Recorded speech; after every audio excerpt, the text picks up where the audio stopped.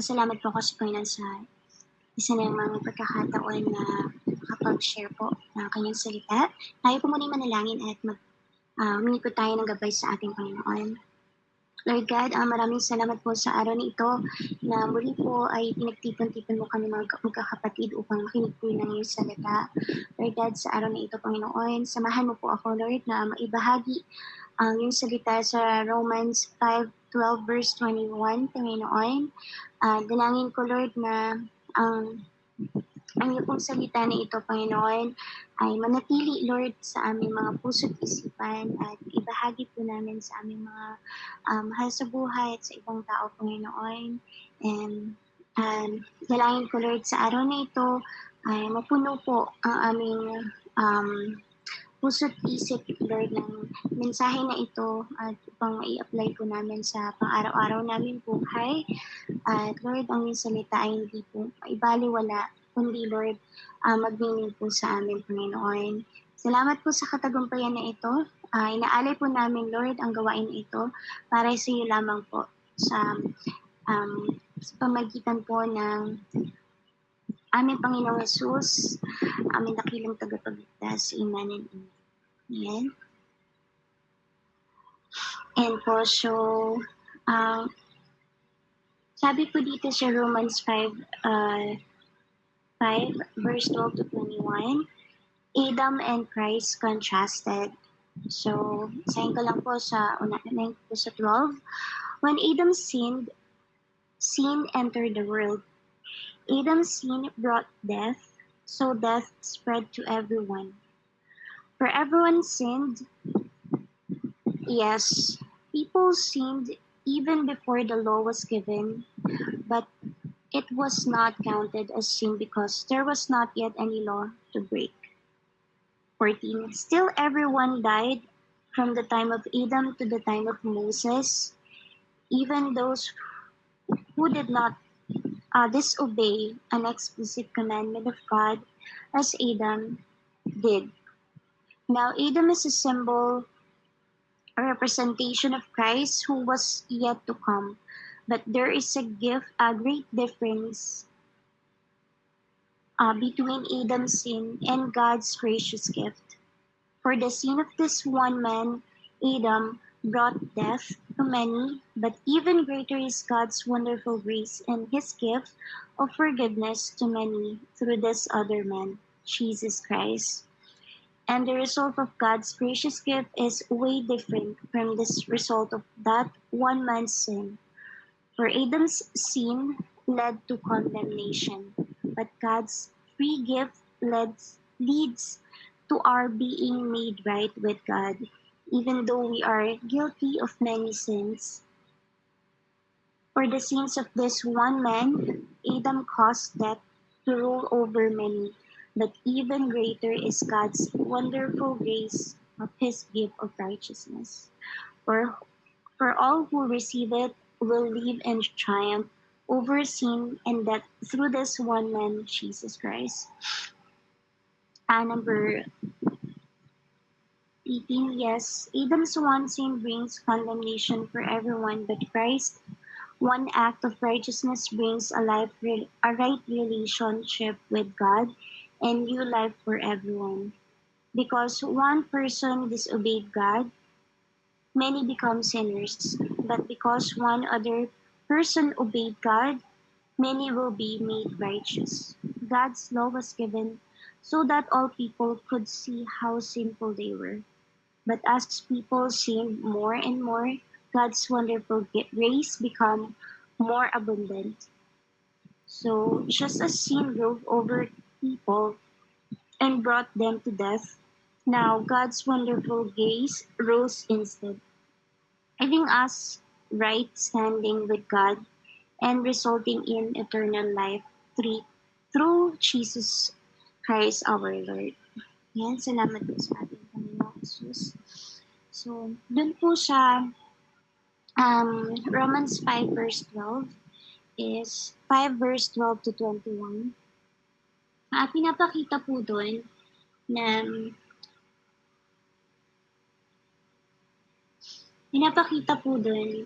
yung dalawang concept po.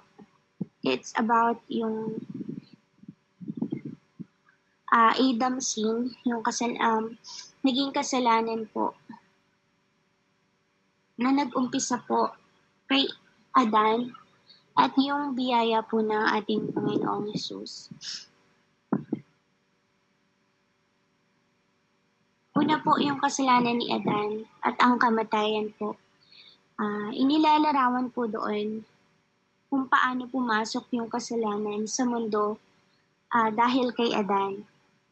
At yung kamatayan ay yun po yung naging bunga nung kasalanan po. Dahil sa kasalanan ni Adan, ang lahat po ng tao ay nagmana ng kasalanan at kamatayan. Hindi lamang po ito yung physical na kamatayan, kundi pati na rin yung spiritual na kamatayan, yung pagkahiwalay din po natin sa Panginoon. So, pwede po natin siyang gamitin as yung minanang kasalanan. Kasi po, yun po yung nagpapatuloy na kasalanan mula kay Adan hanggang sa lahat ng tao po. Pangalawa po, pinapaliwanag din po doon, pinapakita rin po doon yung biyaya ng ating Panginoong Hesus at yung buhay na walang hanggan po. Nilalarawan po doon kung paano po binago ng ating Panginoong Hesus yung sitwasyon po sa pamamagitan ng kanyang pagkamatay at muling pagkabuhay, na ibalik po yung ugnayan ng tao sa Diyos.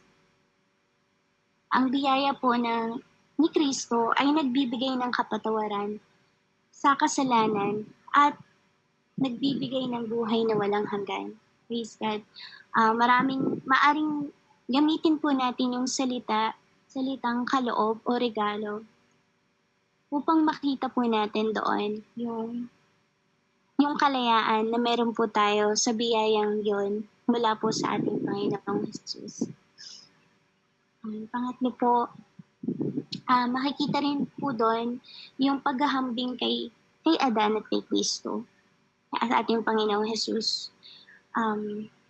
Gumagamit po doon ng comparison, yan, yung paghahambing po, para po pinapakita po doon yung kaibahan ng epekto ng kasalanan ni Adan at ang biyaya ng ating Panginoong Jesus.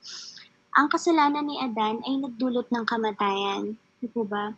So, samantalang, yung ginawa po na ating Panginoong Hesus nang siya po ay tinabos niya po tayo sa ating mga kasalanan dahil pinako po siya sa krus at nagbuwis po siya ng buhay, is nagdulot po yun ng buhay sa atin, buhay na walang hanggan. So, it's a contrast or comparison po, yung para po mas maintindihan po natin a contrast between Adan and our Lord Jesus Christ, yung ginawa po niya. Yung ginawa ni Adan and yung ating Panginoong Jesus, ano po yung ginawa niya. So, sumasalamin po doon yung kahalagahan po ng pananampalataya. Yung pagtanggap po natin sa biyaya ng ating Panginoong Jesus, which is yung regalo, yung kaligtasan, ay nangangailangan po talaga ng pananampalataya. Bakit po? Because ang pananampalataya po sa ating Panginoong Hesus ay ang susi. Susi po siya para makaligtas sa kamatayan at makamit yung buhay na walang hanggan. Maaring gamitin po natin yung salitang pananampalataya o pagtitiwala upang mabigyan din po natin yung kahalagahan na yun, yung importance na yun. So, yung pag-asa po, sinasumasalamin din po yung hope, yung pag-asa para sa lahat. Siya po ay yung nagbibigay ng pag-asa na kahit, di po ba, makasalanan ng tao. So, nung dumating po ang ating Panginoong Hesus, nabago po ito.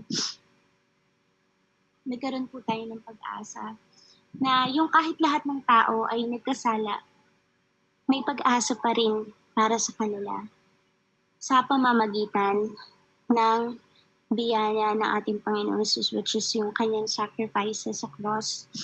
So, dun po sa Romans 5,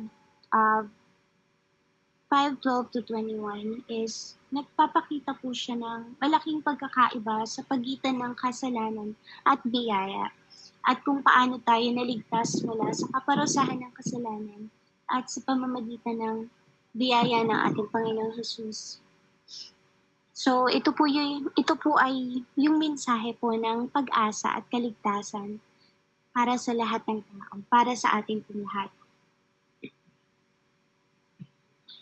So, ang magiging life application po natin dito is pagkilala po sa mga kahinaan po natin. Una, so tulad po ng minana nating kasalanan kay Adan, may mga kahinaan po tayong taglay. Yung pagkakilala po natin, pag in-acknowledge po natin yung mga kasalanan po natin, yung mga kahinaan natin, is yun po yung unang hakbang para sa pagbabago, para sa changes. Kasi hindi po natin kailangang maging perfecto, ngunit kailangan po nating maging handa na kilalanin yung mga pagkukulang po natin sa ating Panginoon at humingi po tayo ng tulong sa Diyos o sa mga kapatid po natin. Pero unang-una po, humingi po tayo ng tulong sa Panginoon para po magawa po natin yung mga bagay na yun. And then, pagka tayo po ay nakagawa ng kasalanan, so ito po yung application nowadays na pag nakagawa po tayo ng kasalanan is unang-una, pag nag-repent po tayo is pinatawad na po tayo ng Panginoon.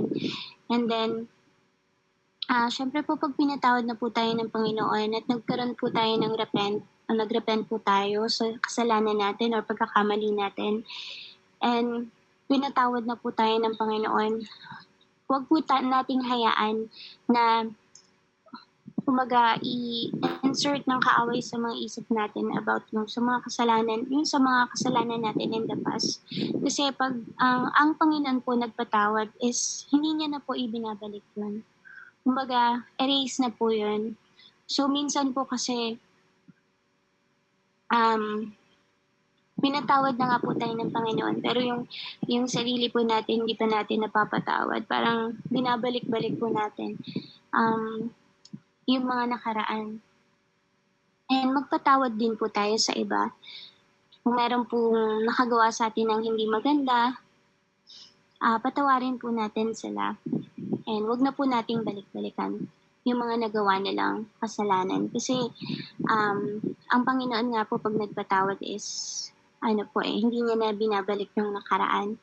So wala na po yun. Erase na po yun. Dapat ganun din po tayo.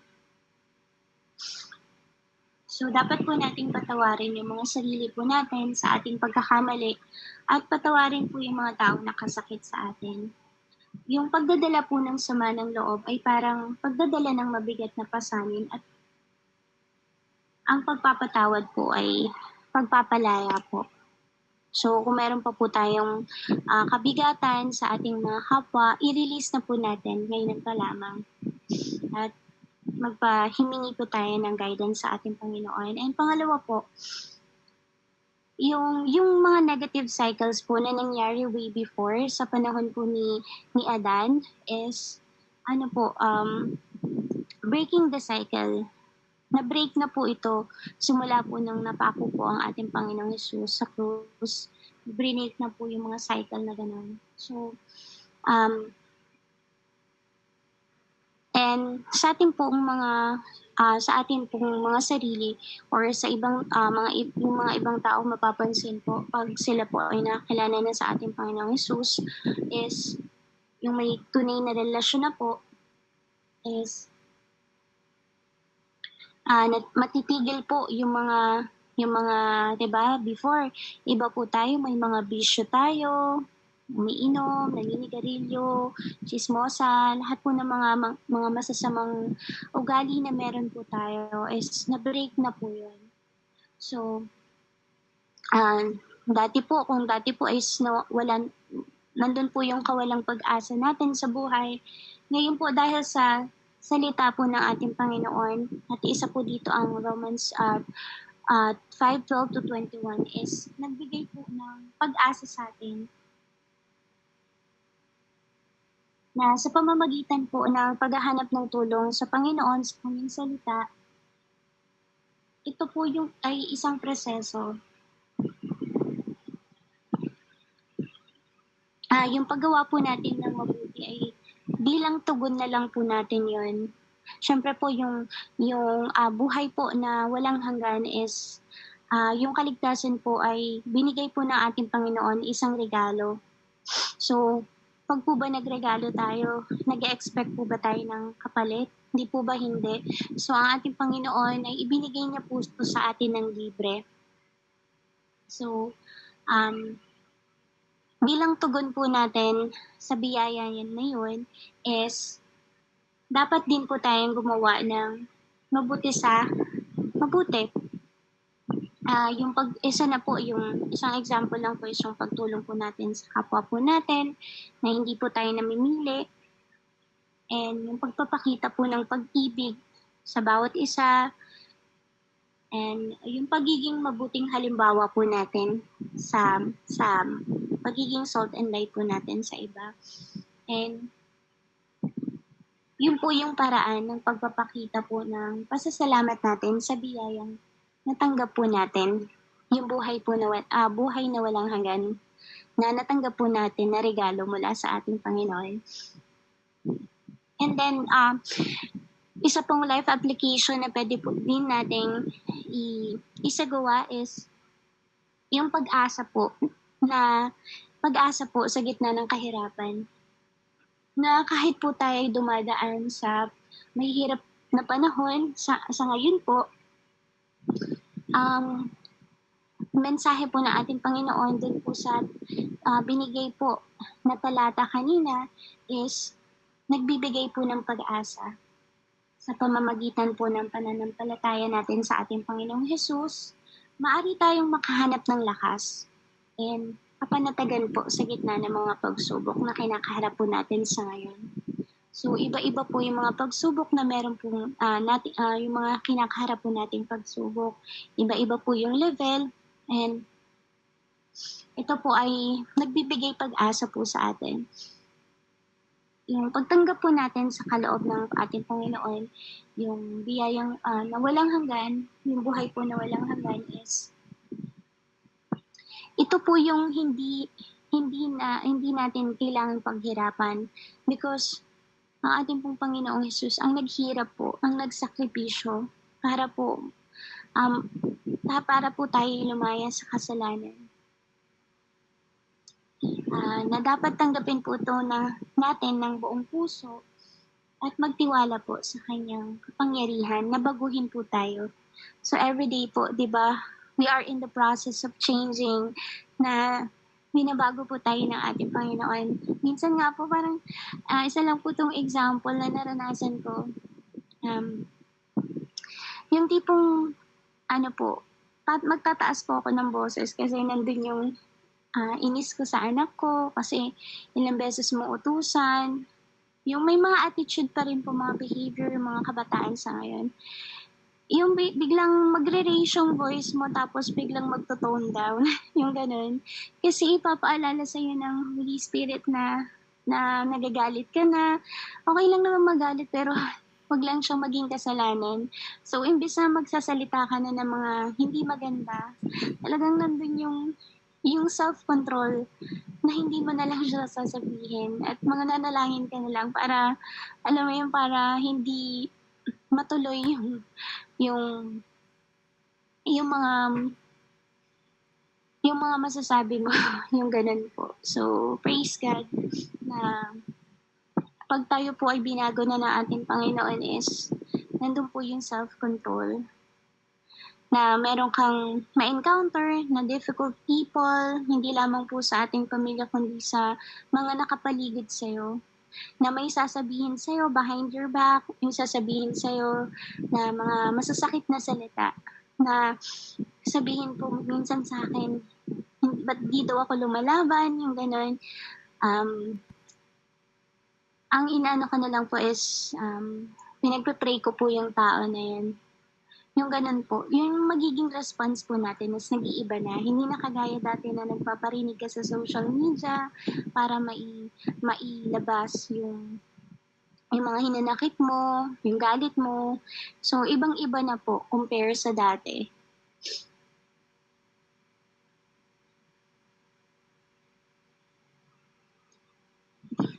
So, una po yung nalaman po natin kanina na practical things na pwede po natin gawin is i-accept po natin yung kahinaan natin, and then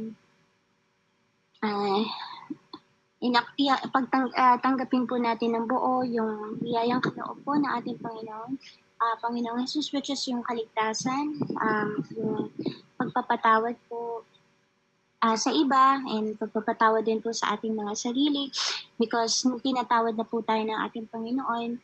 And then, pag-break po ng cycle, which is yung mga kasalanan, like yung mga bisyo, yung mga behavior na hindi katanggap-tanggap po sa ating Panginoon.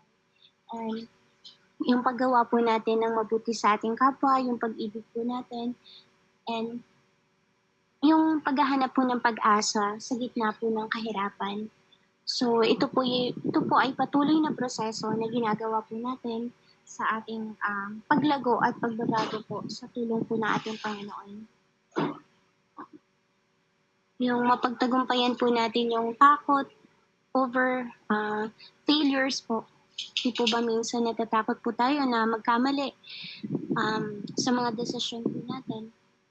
Kasi minsan nag-fail po yung mga ginagawa po natin. So, yung takot po sa pagkabigo ay maaring mag-paralyze sa atin. Napigilan tayo sa pagtupad natin sa paggawa po natin ng pwede po nating gawin sa ating Panginoon, which is yung pagtupad po natin dun sa instructions niya po, or pagsunod po natin sa Kanya. Kasi natatakot po tayong gawin yung umalis po tayo sa ating mga comfort zone, natatakot po natin gawin yun kasi nasanay ka na dun sa madaling way, madaling paraan. And nagtuturo po yun sa atin na pagka umalis po tayo dun sa comfort zone po natin, yung hindi po tayo natatakot na gumawa ng isang desisyon na kung saan po is hina-accept po natin na pwede po tayong magkamali or pwede po tayong maka-receive ng failure po, is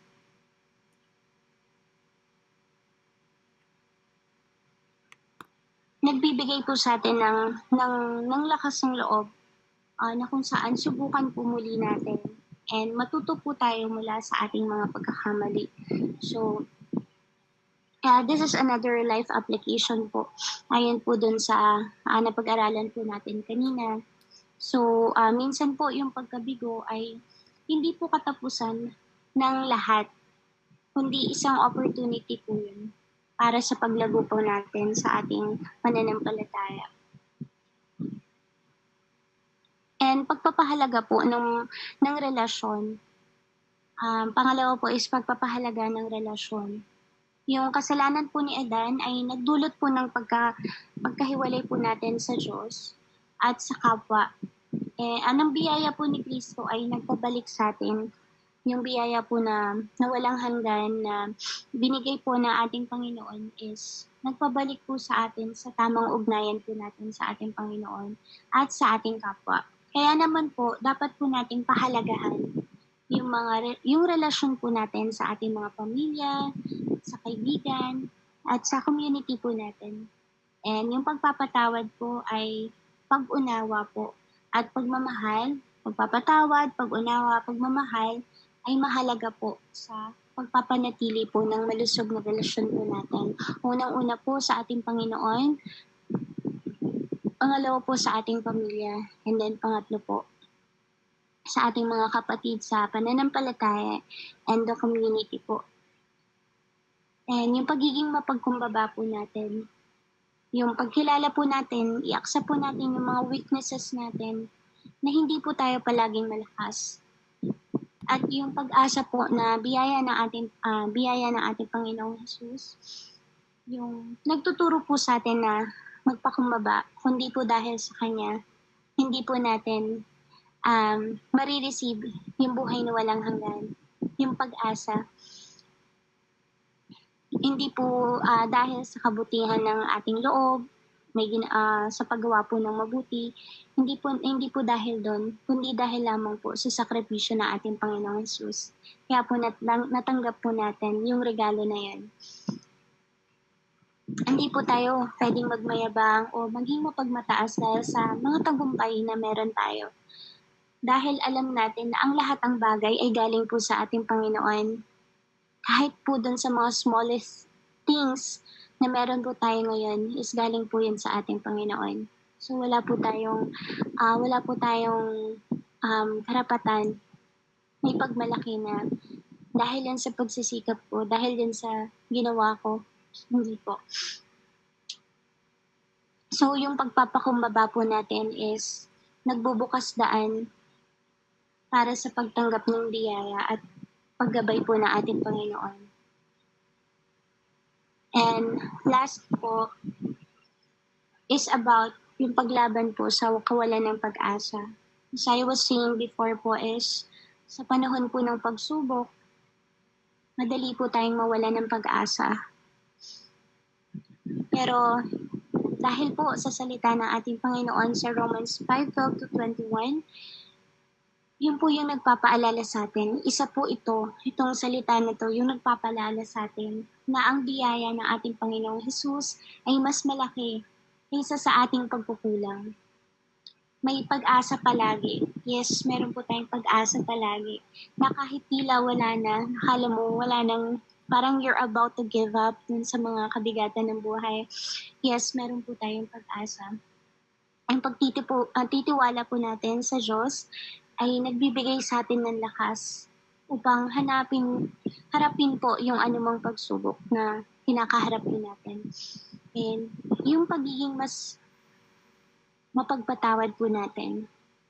Yung pagpapatawad po ay hindi lamang para sa iba, kundi para din sa ating mga sarili. Dapat po nating bitawan yung mga nakakapagpabigat po sa atin.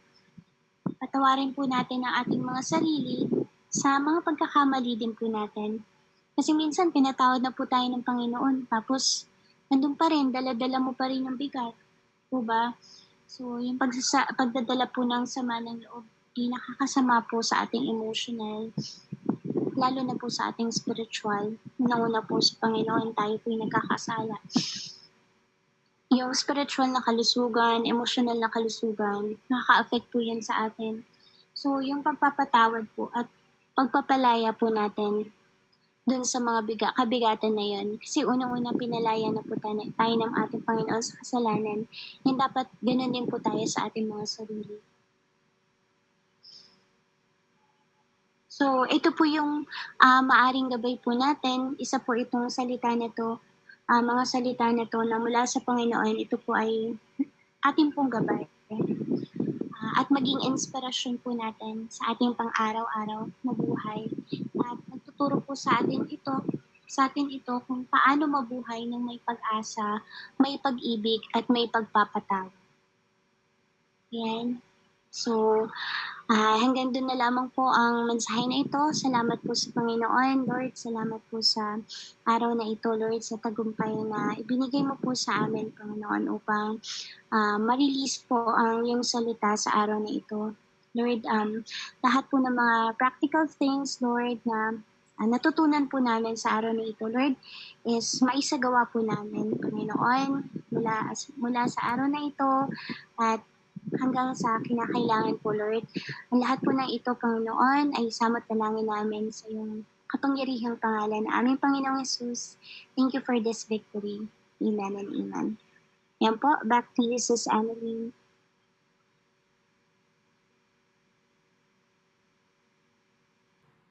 Death through ko Adam and life through Christ. Ano, yung kamatayan mula kay Adan at ang buhay naman natin mula sa ating sa ating Panginoong Hesus. Ano, dito po ipinakita ni Pablo na kung saan ay yung mga batas ng ating Panginoong ginawa noon does not bring salvation. Ano po, hindi po yun na magbibigay sa atin ng kaligtasan.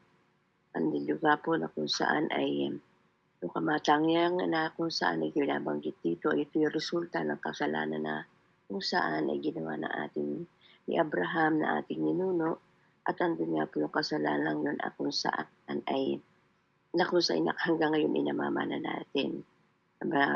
Kaya nga po kung tayo nga po hindi pa nakakakilala sa ating Panginoong Hesus at wala na tayong pagtanggap sa Kanya, ay nagpapakita nga po sa atin na talagang tayo mananatiling patay. Ano po? Patay sa kasalanan. Sabi nga po dito ay Adam is a pattern kaya na kung sa counterpart ng ating Panginoong Hesus. Sabi nga po dito kung paano nga po si Adam ay representative ng created humanity, yung paglikha sa tao. Ngayon naman ang ating Panginoong Hesus ay representative naman ng yung bagong spiritual humanity. Ano? Dahil nga po kung hindi dahil kay Kristo, mananatili tayong patay. Ano po? Pero dahil sa kanya po kabahabagan ng ating Ama, ay sinugo siya dito sa lupa para magkaroon po tayo ng tunay na kumbaga kaligtasan sa kanya. Sabi nga po tayo po isinilang physically from Adam's family. Andun nga po ito yung kanyang family line na kung saan ay nagdala para sa kamatayan. Sabi nga po ay lahat tayo ay kung saan ay reap the result of Adam's sins. Ano, tayo po yung resulta ng kasalanan ni Abraham ni Adam. At andun nga po na para namana natin yung yung guilt, yung sinful nature, na kung saan ay na tendency na magkaroon ng punishment. But andyan nga po ating Panginoong Hesus, sabi nga po, but because of Jesus, however, we can trade judgment to forgiveness. Ano po, mula po sa kamatayan, mula po sa kung saan dapat tayo sa judgment ng ating Panginoon, ay pero binigyan po tayo ng kapatawaran through Jesus Christ. Ano, sabi nga po, we can trade our sin for Jesus' righteousness. Ano, ini-offer po niya yung opportunity para isilang na muli tayo as ngayon po ay tayo po ay naging isang pamilya dahil sa muling pagsilang natin spiritually. Ang pamilya na kung saan nag-uumpisa na tayo ay pinatawad na kung saan magdadala naman sa buhay na walang hanggan. Kumbaga, doon nga po sabi dito, if we do nothing, we have death through Adam. But if we come to God by faith, we have life through Christ, which family line na kung saan nga po tayo baga nabibilong. Diba? Kung tayo walang pagkilala sa ating Panginoong Hesus, mananatili po sa atin yung kung saan ay namana kay sa kasalanan ng ni Adan. Ano po? Sabi nga po dito na kung saan sa verse 17 na binasa na ating napagnilayan, sabi po dito sa verse 17 ng Roma 5, sa pamamagitan ng isang tao, si Adan naghari ang kamatayan dahil sa kanyang kasalanan. Ngunit sa pamamagitan din ng isang tao, si Jesucristo, higit ang kinahabagan ng sagana at pinawalang sala. Sila'y naghari sa buhay kay laki na kahigtan ng pagpapala. Ito kaysa kasawian. So dito po yung sinasabi, bakit akinto dito na yung pangako na kung saan ay binigay sa atin sa pamagitan ng ating Panginoong Hesus. Ano? Promise, this is those who love God, who love Jesus. Ano po? Ito yung pangako na binigay sa mga nagmamahal kumikilala sa ating Panginoon. Ano? Ang pagka dito ay we can reign over sin's power, over death threats, and over Satan's attack. Ano po? Ito po ay yung ating pagtatagumpay sa kamatayan at yung atake ng away sa atin. Ano? At nga po yung buhay na walang hanggan ay nasa atin na ngayon at magpakailanman. Ano? Eternal life is ours now and forever. Sabi nga po dito, ito sa pamamagitan ng power and protection ng ating Panginoong Hesus. At andun nga po sa pamamagitan ng kanyang salita na ating ipagninilayan, we can overcome temptation. Ano? Mapagtatagumpayan natin ang tukso na kung saan ito yung naging umpisa para magkasala ang ating unang magulang na si Eva at Adan. Ano? Kaya nga po dito, sabi po, ay sa verse 20, na magkaroon ng kautusan, dumami ang paglabag, ngunit kung dumami man ang kasalanan, lalo naman sumagana ang kagandahang loob ng Diyos. So ano makita natin dito bilang isang makasalanan, separated from God, na tayo nawalay sa Diyos, nakita natin nakikita natin yung kung saan ay yung maraming atas, batas ng ating ginawa ng ating Panginoon noong unang panahon, sa panahon ni Moises. Ito po yung parang hagdan na kung saan ay kapag sunod dito ay ito yung parang hagdan to get the God, para makarating tayo sa presensya ng ating Panginoon. Perhaps you have repeated try to climb up. Minsan, kumbaga, sa paulit-ulit natin na kung saan ay ginagawa yung walang relasyon sa ating Panginoon, para bang tayo paulit-ulit na umaakyat sa isang hagdanan. Pero pagdating ng kalagitnaan, ibabagsak na ulit tayo sa pamagitan nga po ng kasalanan natin. Pero andun nga po na yung kung saan, kung halimbawa ay dito kung saan sa ginawa ng ating Panginoong Hesus, it is a relief who should feel to see Jesus. Kumbaga dahil ang Jesus andun nga po. Kung halimbawa ay tayo umaakyat sa ating sa hagdan para marating natin yung buhay na walang hanggan sa pamagitan ng pagsunod ng kautusan, bumabagsak at bumabagsak tayo. Pero kung sa tulo ng hagdang na yun na ating inaakyat at nakita natin si Jesus, pinanampalataya natin siya, at tinanggap nga po natin siya bilang Panginoon, siya po yung magdadala sa atin. Sabi nga po ay hindi na po lagi tayo mag-uumpisa sa pag-akyat. Dito na yung relief, na kung saan ito yung kaligtasan, ito yung katugunan, na kung saan sa pagtingin natin sa ating Panginoong Hesus nagpapakita, na kung saan sa ating pagkakasali, hindi na po tayo mabagbagsak, kundi ang makikita po natin habang tayo umaakyat sa limbawa sa isang hagdan ay ang sa dulo na andun si Jesus, na kung saan nakabuka ang kanyang mga kamay upang tayo po ay tanggapin niya. Sabi nga po dito ay what relief you should feel to see Jesus offering His open arms to lift you up above the ladder of the law, to take you directly to God. Para nga po sa kung saan ay si Jesus sa pagdadala, si Jesus mismo yung kanyang ginawa, sa kanyang open arms na ginawa, lumapako sa krus, dalawang kamay, na kung saan yun yung makikita natin na siyang yayakap sa atin para tayo ay makarating sa kaluwalhatian ng ating Once Jesus lift you to the God's presence, you are free to obey. At ano yung grace natin? Dahil kumilala na tayo sa ating Panginoon, sa ating Ama, sa pamagitan ni Jesus na ating pinananampalatayan, ay andun nga po na yung ating pagsunod out of love. You are free to obey out of love. Hindi dahil sa ating mga ginawa, and through God's power, not your own. Hindi dahil sa ating pagsumikap na kung saan akyat tayo ng akyat sa isang hagdan, magsusumikap dahil sa batas na sinusunod natin, pero hindi po yun ang magdadala sa atin, kundi yung sa dulo ng hagdan, andun yung ating Panginoong Hesus na nag-aantay sa atin, pamagitan ng kanyang mga kamay. Yung pagmamahal niya sa atin. Andun nga po, yung pagsunod sa kautusan ay dahil sa ginawa ng ating Panginoon. God's power, not our own. Kaya nga po pag tayo na bumabagsak lagi, andun nga po, maaari nga po na kung saan ay talaga totally babagsak tayo sa ground kung nasa kalagitnaan tayo ng isang hagdan. Pero andun nga po na makita natin, dahil kumilala tayo sa ating Panginoong Hesus, you will caught up and held Christ's loving arms. Hindi na tayo hahayaan ng ating Panginoong Hesus na bumagsak lagi. Dahil andyan nga po yung ini-offer niya na salvation, yung kaligtasan sa ating binigay sa atin ng ating Panginoon. Andun nga po yung batas na binigay sa buhay po ng ating mga ni Moises, na kung sa atin na di pinagninilaya, at yun naman di po talaga sinusunod na ating Panginoong Jesus. Pero yung grace and mercy na ibinigay sa atin sa kapanahunan ay yung mga kamay na ating Panginoong Jesus na siyang niyayang lumakaw sa atin sa kanyang pagmamahal sa atin. Out of love, na kung saan yung mga kamay na yun, na napako, na kung saan nakadipa noong una, ayun yung kamay na yun, na kung saan yumayakap sa atin upang tayo ay tumanggap sa Kanya. Tanggap ito, katingin tayo sa Kanya. Yung Kanyang ginawa sa krus ng Kalbaryo, na ngayon yun yung ating salvation na tinatanggap ngayon. Kaya nga po, napakahalaga na, sabi nga po dito, kung paano naghari ang kasalanan sa pamagitan ng kamatayan, gayon din naman naghahari ang kagandahan loob ng Diyos pamagitan ng pagpapawalang sala upang kamtan ang buhay na walang hanggan sa pamagitan ng ating Panginoong Jesucristo. Kaya po, ito po yung marinaw na illustration.